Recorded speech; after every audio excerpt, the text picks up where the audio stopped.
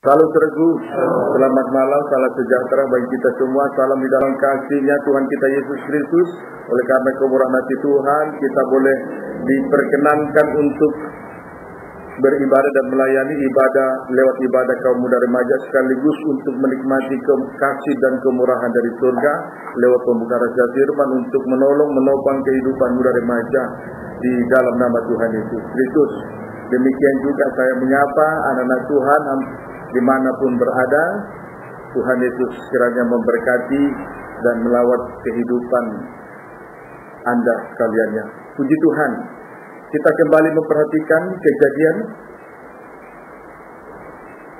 Kita kembali memperhatikan firman penggembalaan untuk ibadah pemuda remaja dari tentang studi Yusuf dari kejadian 41. Kejadian 41 ayat 42. Namun pembacaan dimulai dari ayat 41. Silakan sekali. Ya. Terus? Ya, selanjutnya Firaun berkata kepada Yusuf terus. Ya. Ayat 42. Ya. Ya. Terus?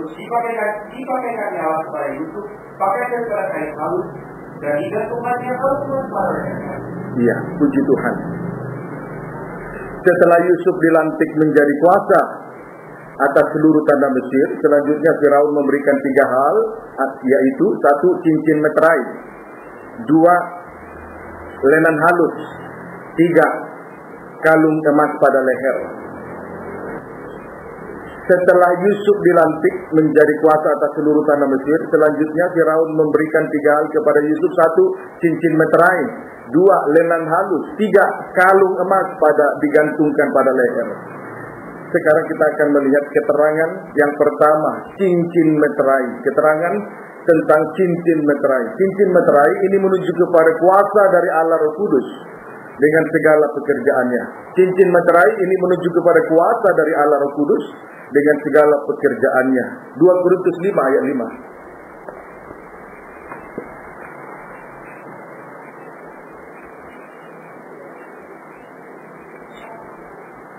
2 Korintus 5 ayat yang ke-5. Ya. Tetapi Allah yang mempersiapkan kita. Allah mempersiapkan kita terus untuk hal itu. Untuk hal itu terus. Dan yang mengaruniakan roh ya. Kepada kita sebagai jaminan sesuatu yang disediakan. Puji Tuhan. Haleluya. Allah yang telah, di sini kita perhatikan bahwa Allah yang telah mempersiapkan kita, ya, Allah yang telah mengaruniakan rohnya kepada kita sebagai jaminan segala sesuatu yang telah disediakan bagi kita. Jadi Roh Kudus itu, Roh Kudus yang dikaruniakan Allah kepada kita adalah jaminan dari segala sesuatu yang disediakan bagi kita semua. Puji Tuhan. 2 Korintus 1 ayat 21. 2 Korintus 1 ayat 21. 2 Korintus 1 ayat 21 sampai dengan ayat 22. Iya. Iya. Sama-sama dengan kamu di dalam Kristus terus. Allah telah mengurapi terus. Iya. Iya.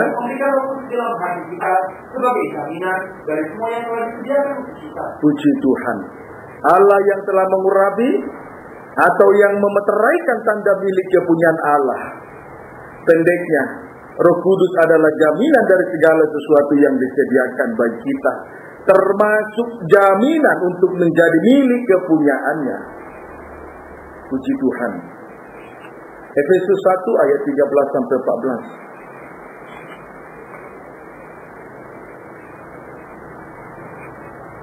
Efesus 1 ayat 13 sampai 14. Ya. Di dalam Dia kamu juga. Ya. Karena kamu telah mendengar firman kebenaran ya. yang menunjukkan keselamatan. Terus. Di dalam Dia kamu juga. Ya. Ketika kamu percaya. Kamu percaya dimateraikan dengan Roh Kudus. Terus ayat 14. Dan Roh Kudus itu adalah jaminan bagian kita. Jaminan bagian kita terus. Iya. Iya. Jadi Roh Kudus adalah jaminan bagi kita, yaitu yang menjadikan kita sebagai milik Allah. Puji Tuhan. Amin saudaraku. Jadi Roh Kudus itu adalah jaminan bagi kita, yaitu yang menjadikan kita sebagai milik Allah. Puji Tuhan. Saudaraku, lewat ibadah kaum muda remaja kita berada di tengah-tengah kegiatan Roh Kudus. Puji Tuhan.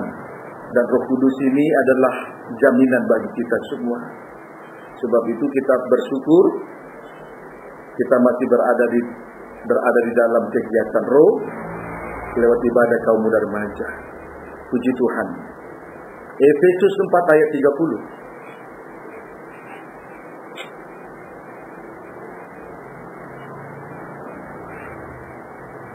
Efesus 4 ayat 30 baca. Ya. Dan jangan kamu mendukakan Roh Kudus. Ya. Yang telah mempercayakan kamu dalam hari semalam. Ya. Oleh sebab itu perlu untuk diperhatikan. Anak-anak Tuhan jangan mendukakan Roh Kudus Allah yang telah memeteraikan kita menjelang hari penyelamatan.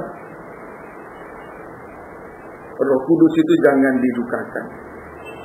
Ya, amin saudaraku, itu jaminan dari segala sesuatu yang disediakan bagi kita. Puji Tuhan, itu tanda sebagai milik kepunyaan Allah. Roh Kudus itu tanda, meterai, jaminan, yaitu sebagai milik kepunyaan Allah. Amin saudaraku, puji Tuhan. Jangan dirusak, jangan mendukakan Roh Kudus menjelang kedatangan Tuhan yang sudah tidak lama lagi. Lihat keadaan dunia sekarang ini keadaan dunia sudah tidak menentu. Puji Tuhan, di mana-mana terjadi longsor, banjir, tsunami,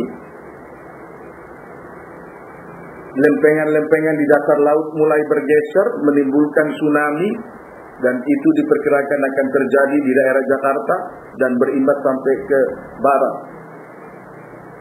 sampai ke Merak, Serang, Cilegon, Merak.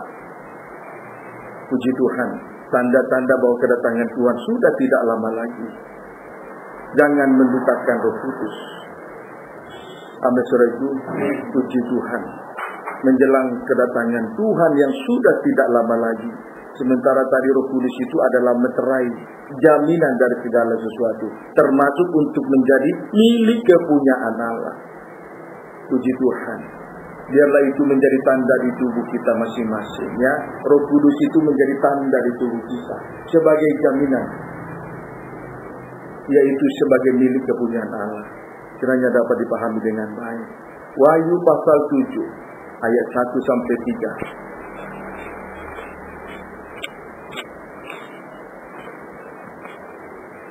Wahyu pasal 7 ayat 1 sampai dengan ayat yang ketiga. Ya. Baca.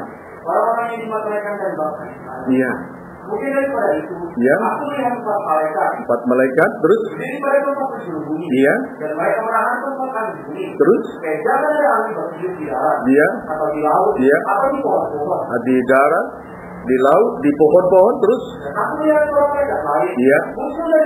Muncul dari tempat matahari terbit. Terus? Dia membawa Allah yang hidup. Iya. Dan dia bertemu dengan suara nyaring. Terus? Malaikat yang ditugaskan untuk kerusakan bumi dan laut. Terus? Katanya, iya. Janganlah merusakkan bumi. Janganlah merusakkan bumi atau laut. Atau pohon-pohon. Sebelum kami memerintahkan hamba kami pada dahi mereka. Puji Tuhan. Saudaraku, di sini terlihat dengan jelas dua sisi. Ya, terlihat dengan jelas dua sisi. Sisi yang pertama, 4 malaikat berdiri pada keempat penjuru bumi, dalam kurung timur, barat, utara, dan selatan. Adapun tugas 4 malaikat tersebut untuk menahan keempat angin bumi. Adapun tugas dari keempat malaikat tersebut adalah untuk menahan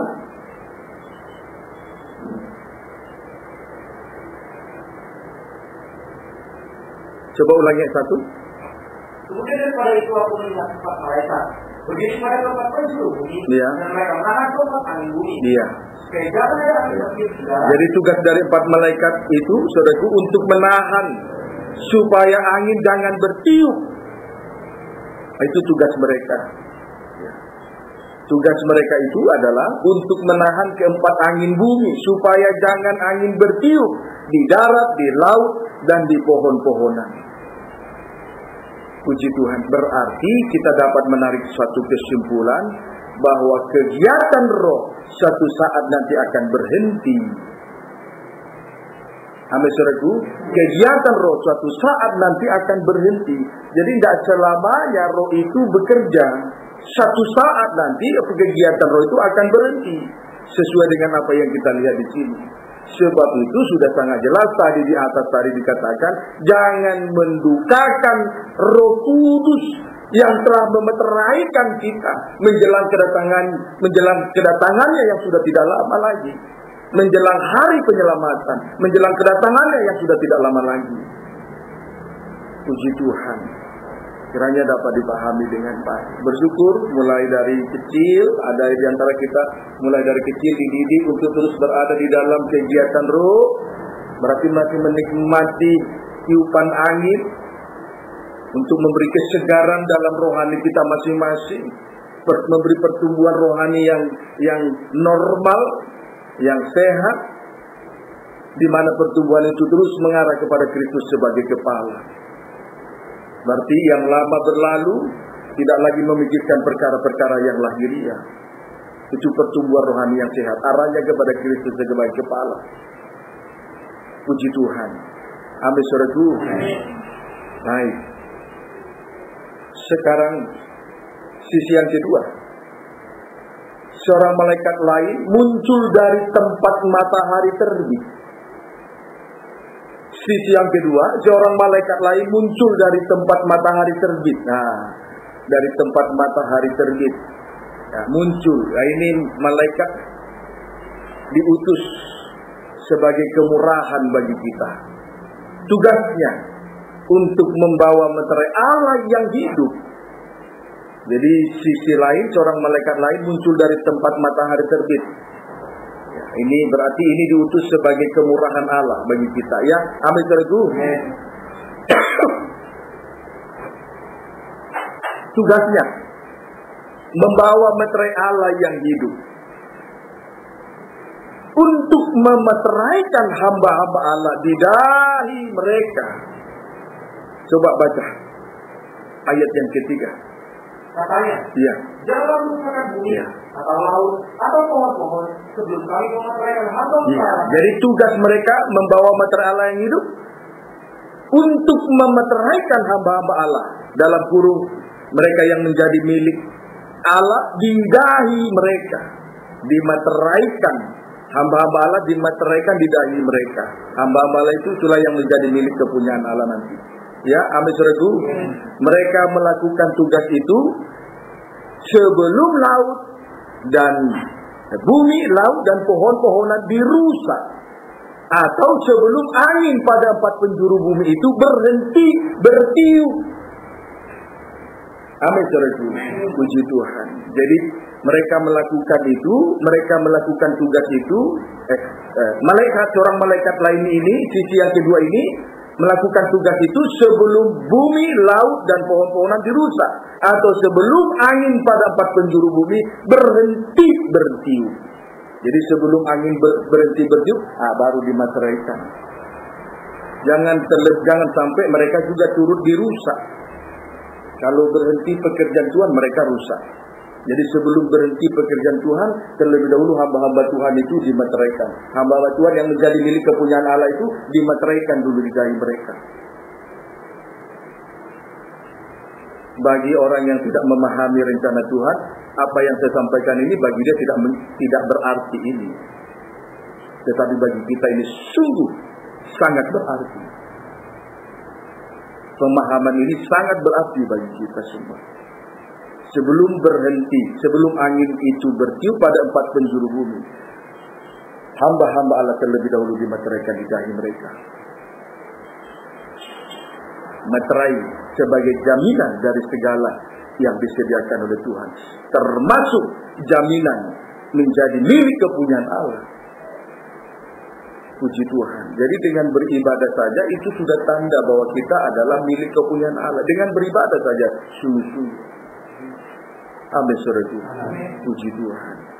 Selagi angin itu masih bertiup, ayo sungguh-sungguh nikmatilah tiupan angin yang bertiup untuk memberi kesegaran rohani kita semua. Puji Tuhan.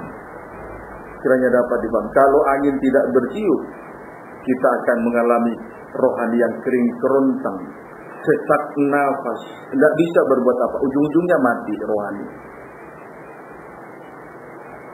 Puji Tuhan. Baik, saudaraku, kita akan melihat Kisah Rasul 2 ayat 1 sampai 4.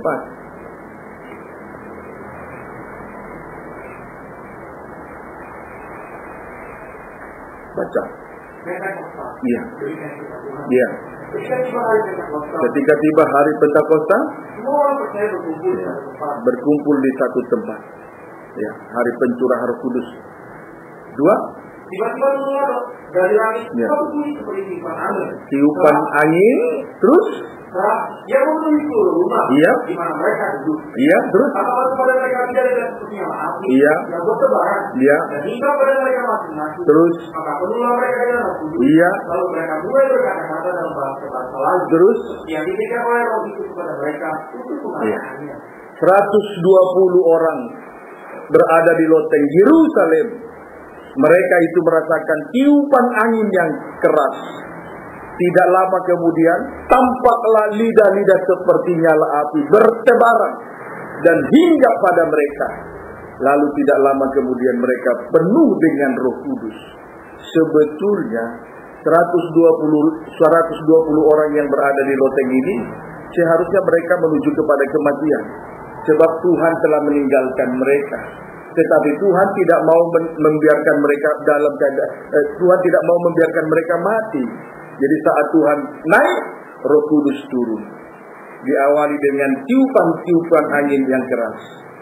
Tidak lama kemudian tampaklah lidah-lidah api, lidah-lidah seperti nyala api bertebaran dan hinggap pada mereka. Kemudian penuhlah mereka dengan Roh Kudus. Amin, saudaraku. Puji Tuhan. Seharusnya mereka ini menuju kepada kematian. Sebab apa? Tuhan telah naik ke surga. Tuhan telah meninggalkan mereka. Tetapi puji Tuhan, Roh Kudus yang dijanjikannya itu hinggap kepada mereka semua. Diawali dengan tiupan angin yang keras. Tidak lama kemudian tampaklah lidah-lidah seperti nyala api bertebaran. Kemudian hinggap, penuhlah mereka dengan Roh Kudus. Puji Tuhan. Haleluya. Amin, saudaraku. Jadi tiupan angin ini betul-betul menyegarkan hidup rohani kita semua. Sampai nanti betul-betul pada hari pemeteraian untuk menjadi suatu jaminan, yaitu sebagai milik kepunyaan Allah. Ayo tetap rasakan tiupan angin untuk terus menyegarkan hidup rohani kita semua. Tidak lama nanti akan tampak lidah-lidah seperti nyala api bertebaran. Kemudian hinggap dan penuhlah kita dengan Roh Kudus. Hari-harinya nanti Tuhan akan tolong kita semua. Sebab itu jangan mendukakan Roh Kudus. Menjelang hari penyelamatan, menjelang kedatangan Tuhan yang sudah tidak lama lagi. Lihat 120 orang di loteng Yerusalem harusnya menuju kepada kematian. Sebab Tuhan telah meninggal, sebab Yesus telah naik, Tuhan telah meninggalkan mereka. Tetapi Roh Kudus turun. Roh Kudus yang dijanjikan itu turun. Dimulai daripada tiupan angin yang keras. Kita sejauh ini telah merasakan tiupan angin yang keras, menyegarkan hidup rohani kita semua. Itu sebabnya kita ada sebagaimana karena kemurahan Tuhan. Tiupan angin yang keras memberi kesegaran rohani. Amin, saudaraku. Sampai nanti tiba hari pemeteraian sebagai tanda milik kepunyaan Allah di tubuh kita masing-masing. Amin, saudaraku. Sebab itu jangan dukakan Roh Kudus, jangan rusak pekerjaan Tuhan. sungguh-sungguh nikmati tiupan angin. Tetaplah berada dalam kegiatan roh. Tiupan angin. Amin saudaraku, puji Tuhan. Kiranya dapat dipahami dengan baik. Kita kembali memperhatikan Wahyu pasal yang ke-7.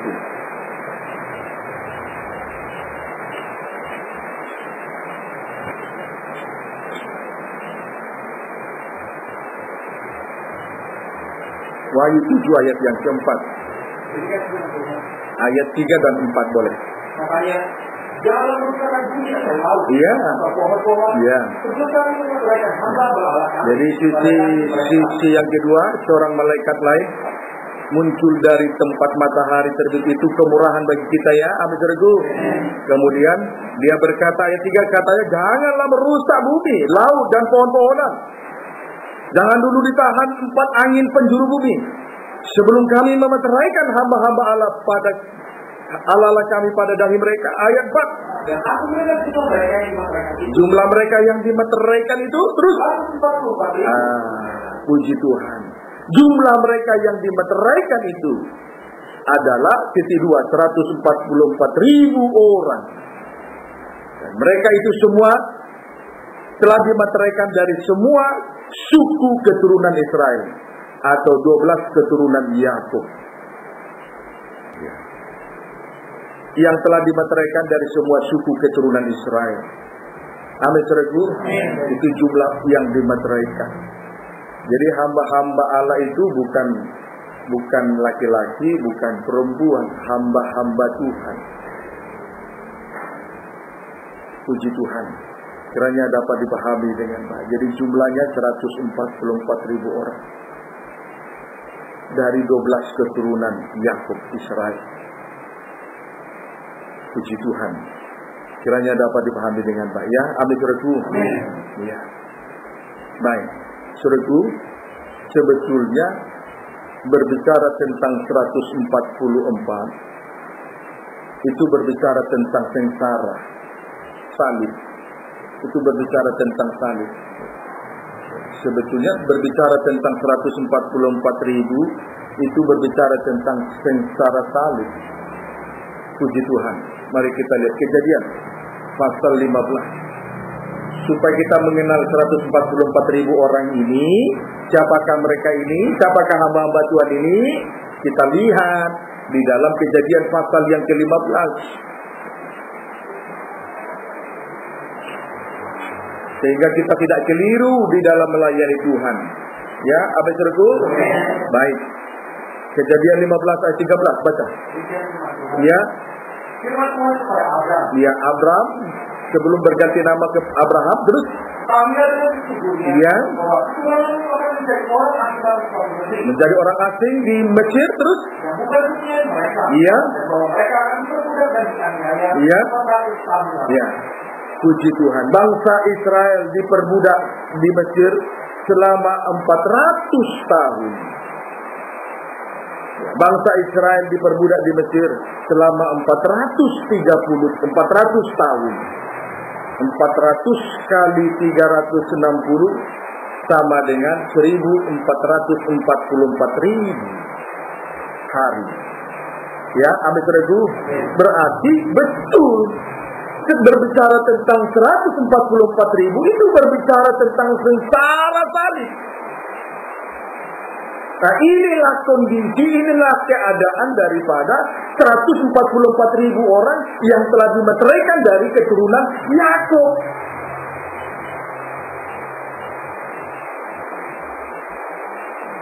Orang Yahudi itu yang bertahan di Israel, Yehuda dan Benyamin, itu yang disebut Yahudi.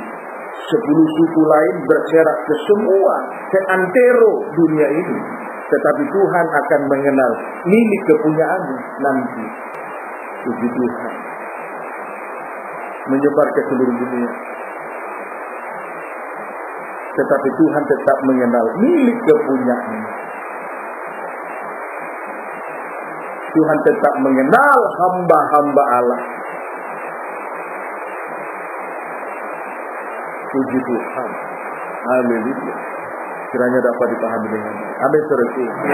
Puji Tuhan. Jadi itu berbicara tentang 144.000, itu berbicara tentang sengsara salib. Itulah keadaan mereka. Jadi keliru kalau gereja Tuhan beribadah tanpa salib, keliru. Itu gereja yang salah.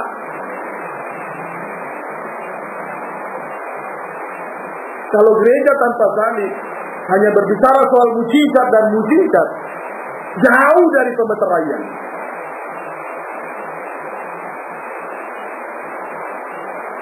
Sejuta kali terjadi mujizat di depan mata. Kalau orang itu tidak mau pikul salib, seperti 144.000 orang, tidak akan pernah mengalami pemeteraian. Meterai itu bukan dari pengurapan hamba Tuhan, itu dari Allah.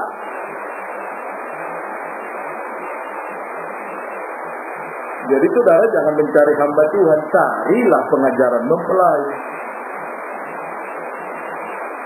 Amin, saudara. Meterai itu bukan dari hamba Tuhan, dari Allah. Puji Tuhan. Kiranya dapat dipahami. Orang yang rubuh-rubuh itu bukan meterai dari Allah. Jangankan rubuh, sejuta kali terjadi mujizat depan mata, kalau dia tidak pikul salib, tidak akan pernah mengalami pemeteraian. Itu kondisi 144.000 orang. Itu berbicara tentang sengsara salib. Amin, saudara. Puji Tuhan. Jadi jangan salah, jangan keliru mengikuti Tuhan. Kiranya dapat dipahami dengan baik. Wahyu, kita kembali membaca Wahyu 7 ayat 3.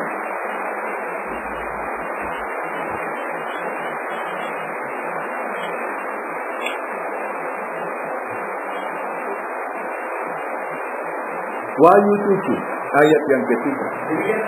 Baca. Ya.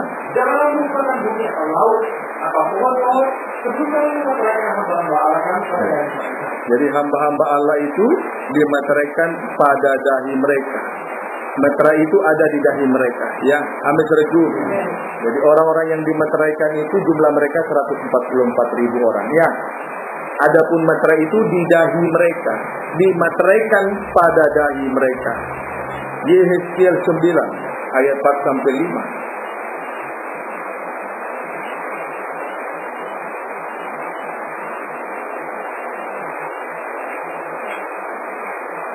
Yehezkiel 9 ayat 4 sampai dengan ayat yang kelima. Iya. Iya. Berjalanlah dari tengah-tengah kota. Iya.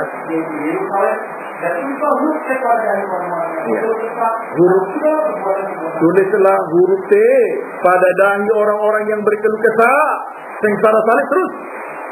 Karena segala perbuatan keji dilakukan di sana terus. Dan supaya yang lain-lain, iya. Iya. Itu dia. Dan jangan dan pukulan sampai mati. Pukulan sampai mati terus. Jangan merasa saya dari jalan belas. Puji Tuhan. Haleluya. Saudaraku, adapun meterai di dahi itu adalah tanda huruf T pada dahi. Dan mereka itu adalah orang-orang yang berkeluh kesah. Orang-orang yang berkeluh kesah karena segala perbuatan-perbuatan keji yang dilakukan di sana. Puji Tuhan. Pendeknya mereka itu yang menerima tanda T di dahi adalah orang-orang yang mengalami sengsara salib, aniaya karena firman. Puji Tuhan, menanggung penderitaan yang tidak harus ia tanggung. Itulah orang-orang yang dimeteraikan. Di dahi mereka ada huruf T. Itu berbicara tentang sengsara salib, menanggung penderitaan yang tidak harus ia tanggung. Puji Tuhan. Kiranya dapat dipahami dengan baik. Sampai suruhku. Puji Tuhan. Baik. Keluaran 28.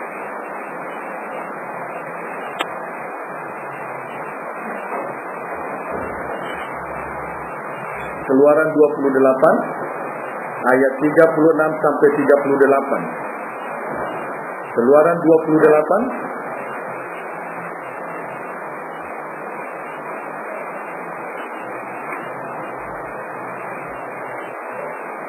ayat 36 sampai dengan 38. Baca. Iya. Juga haruslah engkau membuat patam dari emas murni. Terus. Pada patam itu kau ukirkanlah, diukirkan seperti meterai, kudus bagi Tuhan. Terus. Ya. Haruslah patam itu engkau bertali. Berikan tali pada patam itu dengan tali yang berwarna ungu tua. Terus diikatkan pada serban. Terus ya, di depan persis, posisinya persis pada dahi imam besar. 38. Terus iya, patam itu harus ada pada dahi Harun. Terus menanggung akibat kesalahan apa? Terus terhadap segala yang dikuduskan oleh orang Israel. Terus iya. Terus iya. Puji Tuhan.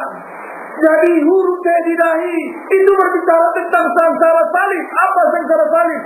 Menanggung penderitaan yang tidak harus dia tanggung. Termasuk Imam Besar Yosua harus menderita karena kesalahan orang lain. Tidak menghargai barang kudus, tidak menghargai ibadah dan pelayanan. Amin, saudaraku. Puji Tuhan. Itu.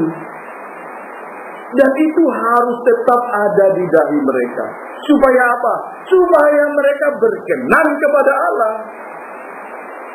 Kalau tidak ada huruf T sebagai tanda sengsara salib, orang semacam ini tidak akan pernah berkenan kepada Allah. Maka jangan pernah milih-milih pelayanan. Jangan cari yang enak-enak.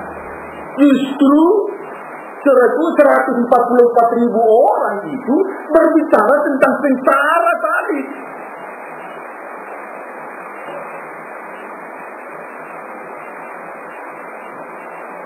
Berkorban juga jangan hitung-hitungan. Amin, saudaraku.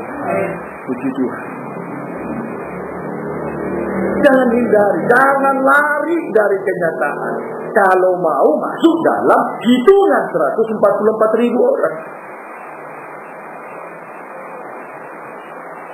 yang berbuat salah bangsanya, tetapi Harun yang harus menanggung penderitaan.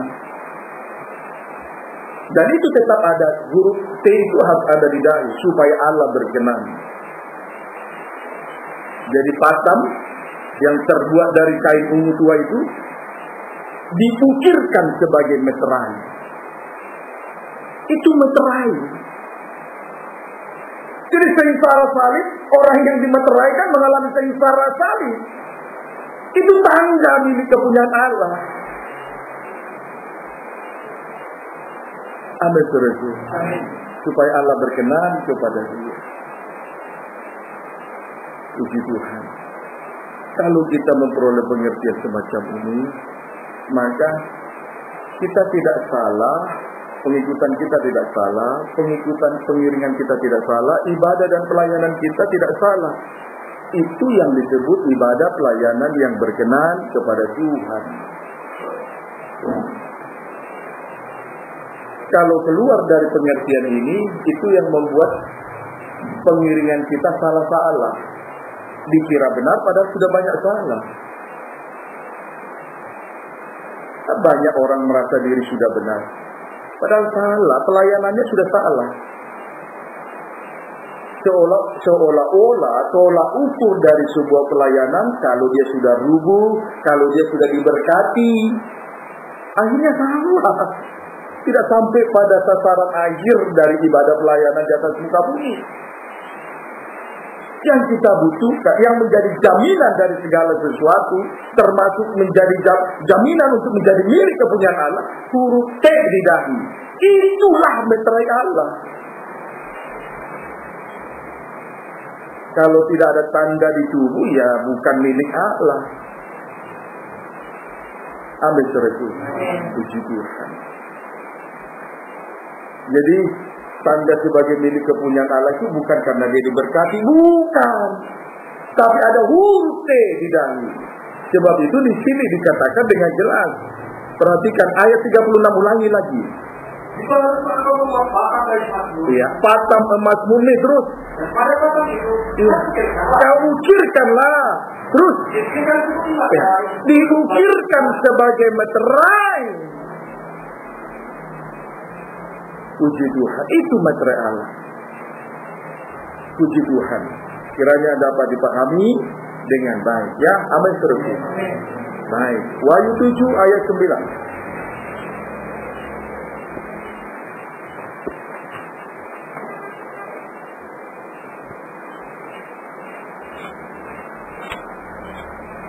Wahyu 7 ayat yang ke-9 sampai dengan ayat 14. Baca. orang banyak yang kita hitung banyak. Iya, Kemudian daripada itu, Iya. aku melihat aku melihat ini bayangan ini dari bangsa kafir ya. Bayangan dari bangsa kafir, ini bayangan. Jadi kumpulan besar orang banyak ini bayangan dari 144.000 orang yang telah dimeteraikan dari keturunan bangsa Israel. Bangsa kafir harus mendapat bagian juga. Nah, inilah gambar bayangannya.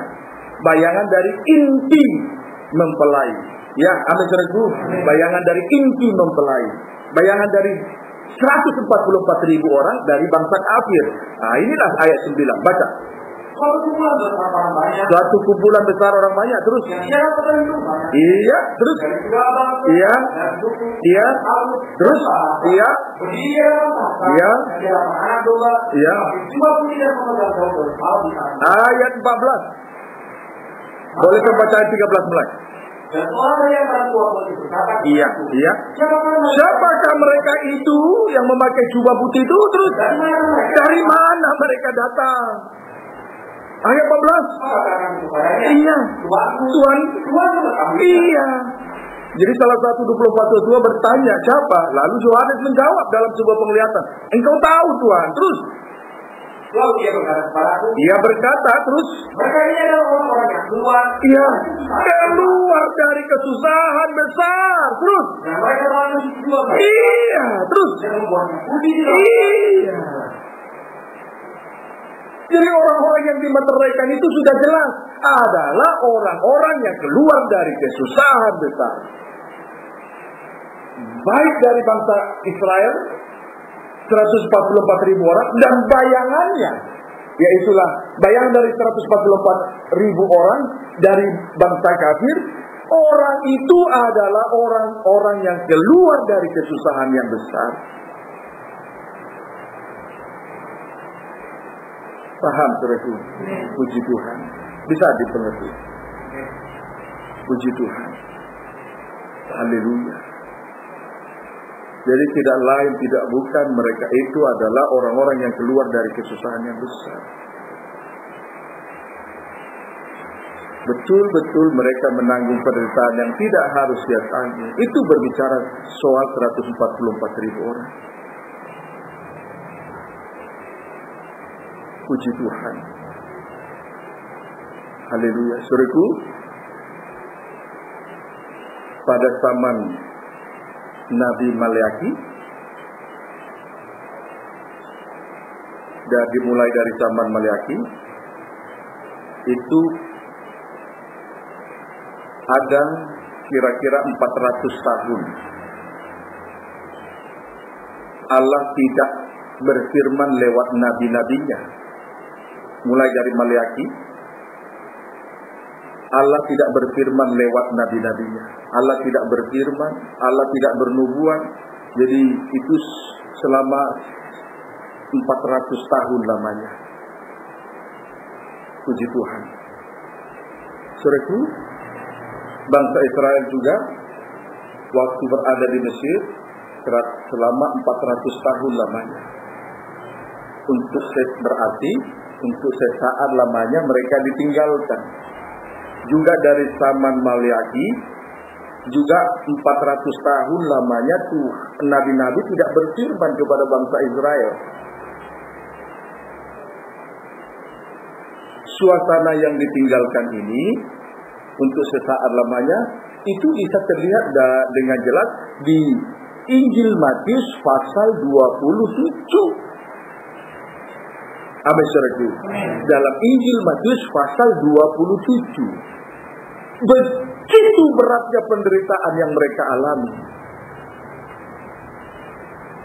Dalam keadaan gelap gulita, mereka ditinggalkan. Berarti dalam suatu menderita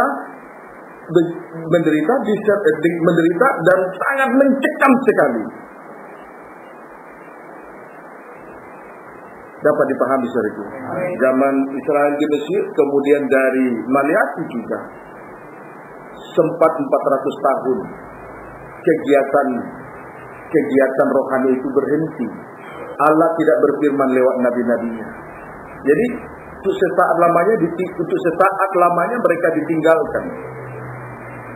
Suasana ditinggalkan seperti Yesus ketika di atas kayu salib. Begitu mencekam sekali. Itu sengsara itu. Ini gambaran sengsara yang saya maksud. Dapat dipahami tidak? Puji Tuhan. Dan di akhir zaman ini, di zaman akhir ini juga harus kita alami. Tidak boleh tidak.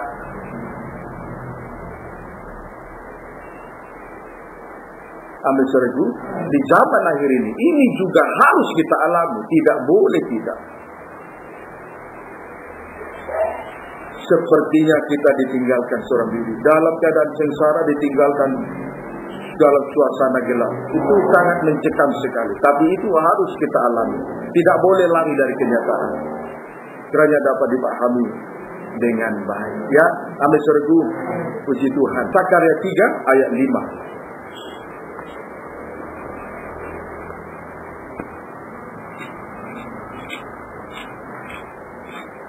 Sakaria 3 ayat yang ke-5. Baca. Iya. Dia berkata,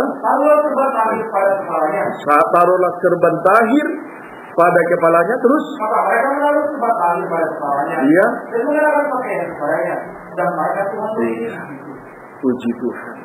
Jadi dengan adanya tanda meterai huruf T di dahi ini sebagai tanda meterai, maka mereka itu ditahirkan. Keadaan mereka ditahir menjadi tahir. Tadi patam itu dilekatkan pada serban di kepala imam besar. Puji Tuhan, sebagai meterai. Huruf T di dahi sebagai tanda meterai. Dan itulah yang mentahirkan kita. Seperti orang-orang yang keluar dari kesusahan yang besar, mencuci jubah mereka sampai putih di dalam darah anak domba. Itu yang mentahirkan kita. Harta, kekayaan, kedudukan, jabatan, ilmu, pengetahuan tidak bisa mentahirkan kita. Jadi huruf T tanda sengsara itu yang mentahirkan kita semua. Kiranya dapat dipahami dengan baik. Wahyu 14 ayat 1. Lihat kehidupan yang ditahirkan. Wahyu 14 ayat 1.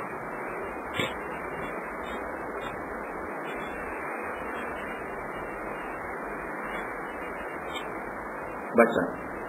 Anak domba dan pengikutnya Yesus. Iya. Dan aku melihat sesungguhnya anak domba berdiri di bukit Sion, dan bersama-sama dengan dia 154.000 orang, dan di dahi mereka tertulis namanya dan nama. Lihat, 100 bersama dengan anak domba itu berdiri di bukit Sion. Anak domba berdiri di bukit Sion dan bersama-sama dengan dia 144.000 orang. Kemudian di dahi mereka tertulis namanya dan nama bapaknya. Di dahi 144.000 orang itu tertulis namanya dan nama bapaknya. Namanya berarti nama anak domba dan nama bapaknya. Kalau kita berbicara tentang anak domba, itu kan berbicara tentang korban Kristus, yang adalah kasih Allah. Itu saja yang ada di dahi kita ini. Di dalam pemikiran kita ini hanya adalah korban Kristus yang adalah kasih Allah. Itu saja di dahi kita ini. Di dalam pemikiran ini ya itu saja tanda bahwa kita sudah ditahirkan. Beda kalau orang belum ditahirkan. Dalam pemikiran ini hanya ada pikiran yang tidak baik.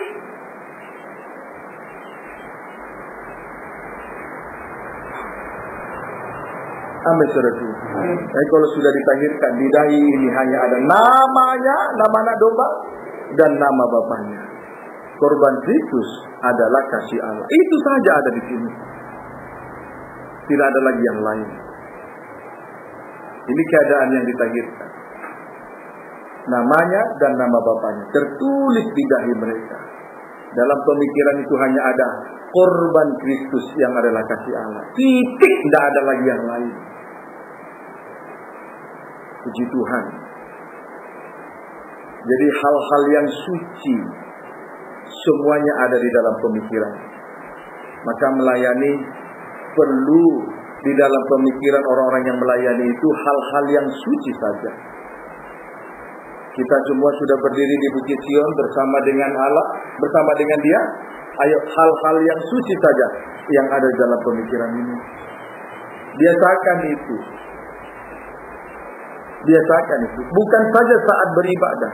Di luar ibadah. Biasakan itu hal-hal suci di dalam pemikiran ini. Namanya dan nama Bapaknya. Puji Tuhan.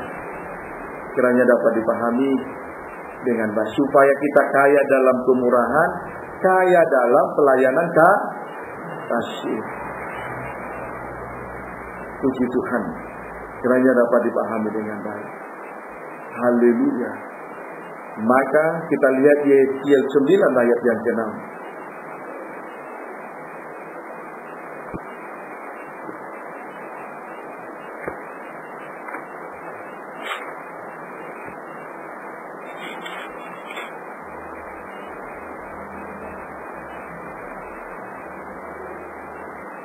Baca. Ya. Orang tua, turunan-turunan, saudara-saudara, anak kecil, perempuan-perempuan, bunuh dan musnahkan. Terus, tetapi semua orang yang ditandai dengan huruf T itu di dahi, terus jangan singgung. Terus, dan mulai dari itu 40. Iya. Kalau mereka mulai dengan tua-tua yang berada di dalam. Puji Tuhan. Tuhan memelihara orang-orang yang ada huruf T di dahi. Tuhan menjadi pembela bagi mereka. Puji Tuhan. Perintah Tuhan. Tetapi semua orang yang ditandai dengan huruf T itu janganlah singgung. Janganlah singgung. Tuhan pelihara mereka semua. Puji Tuhan. Haleluya. Tuhan membela orang-orang yang ada huruf T di dahi. Tuhan tidak biarkan mereka disinggung oleh apapun. Persis seperti Wahyu pasal 7 tadi. Ayat yang keempat, ayat 3 sampai 4. Sebelum angin berhenti bertiup pada 4 penjuru bumi, seorang malaikat yang lain memeteraikan hamba-hamba Allah di dahi mereka. Setelah itu angin pada 4 penjuru bumi akan berhenti. Maka bumi, laut, pohon-pohonan rusak. Tidak mengalami kesegaran oleh tiupan angin. Semua makhluk butuh angin. Puji Tuhan. Tetapi mereka yang dimeteraikan di dahi mereka tidak disinggung, dipelihara, dibela oleh Tuhan sampai pada kesudahannya. Hari-hari ini adalah hari terakhir, hari-hari penyelamatan. Jangan mendukakan Roh Kudus yang telah memeteraikan kita semua, yang telah memeteraikan atau yang telah membawa kita berada dalam kegiatan roh itu. Jangan didukakan. Roh Kudus berduka saat ada kematian rohani. Siapa itu? Orang yang hidup menurut daging itu mati, roh yang memberi hidup. Puji Tuhan. Jangan dukakan Roh Kudus. Jangan hidup menurut tabiat daging. Ya, amin tergu. Puji Tuhan. Kiranya dapat dipahami dengan baik. 2 Timotius 2 ayat 19.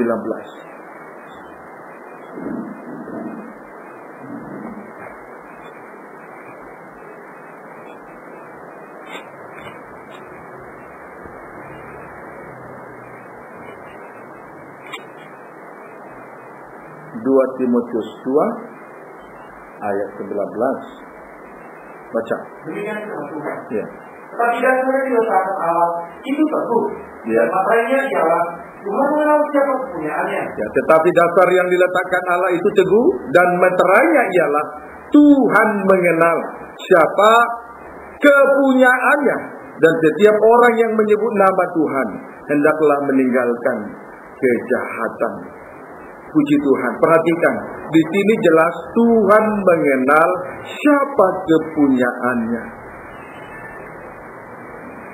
Mereka itu adalah orang-orang yang telah dimateraikan oleh Roh Kudus. Ada tanda, Tuhan sudah memberi tanda di tubuh mereka. Huruf T, atau di dahi mereka ada namanya dan nama Bapaknya. Puji Tuhan. Jadi orang yang dimateraikan itu banyak menanggung sengsara. Kemudian di dalam pemikiran mereka hanya ada hal-hal suci saja. Kiranya dapat dipahami dengan baik. Ya, ambil saudaraku. Puji Tuhan. Jadi Tuhan mengenal. Tuhan sangat mengenal siapa yang menjadi milik kepunyaannya. Puji Tuhan. Jadi saudara jangan berpikir dengan beribadah saja, dengan ibadah rutinitas bisa masuk surga. Ya enggaklah. Tuhan mengenal milik kepunyaannya, yaitu orang-orang yang telah dimeteraikan. Di tubuh mereka sudah diberi tanda T. Ya, amin saudaraku. Puji Tuhan. Roma 8 ayat 16. Secara manusiawi bisa kita lihat hal itu di dalam Roma 8 ayat yang ke-16.